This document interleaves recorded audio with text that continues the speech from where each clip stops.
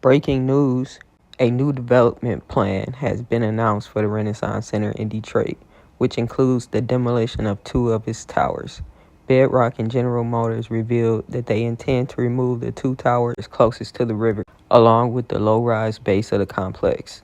This plan aims to right-size the Renaissance footprint and create more public space along the riverfront. The remaining three towers will be redeveloped into a mix of residential and hospitality spaces, with plans for a pedestrian promenade connecting the downtown to the riverfront. This comes after General Motors had announced they plan to relocate its global headquarters in 2025 from the Renaissance Center to Hudson's. Hudson's is a new development by Bedrock on the old Hudson site. The old Hudson building was demolished on October 24, 1998. The store had been closed since January 17, 1983, and stood vacant for 15 years. The decline of Hudson's department store in Detroit mirrored a broader economic issue facing the city. As the population decreased due to white flight and economic downturns in the 70s, Hudson's sales began to decline, leading to its closure in 1983. This decline reflected a larger trend of urban decay, where retail and economic vitality diminished in tandem with population loss and rising racial and economic disparities in Detroit. The riots of 1967, also known as the 12th Street Riot, was sparked by a police raid on an unlicensed bar, July 23, 1967.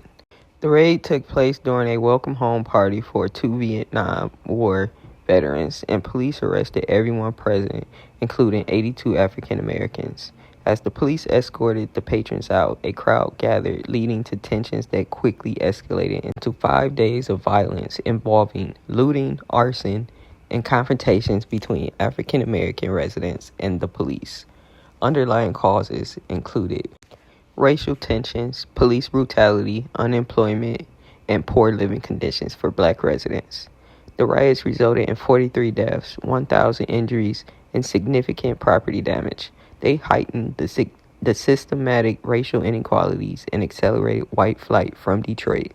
The white population decreased dramatically, with over 1.5 million whites leaving between 1950 and 2010, contributing to a sharp overall population decline, which resulted in less funding for public services like schools and infrastructure, exacerbating urban decay.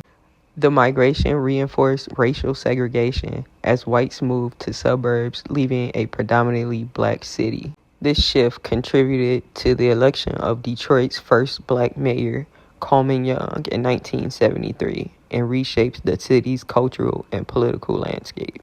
Long story short, GM left the GM building and is moving to the new Hudson building.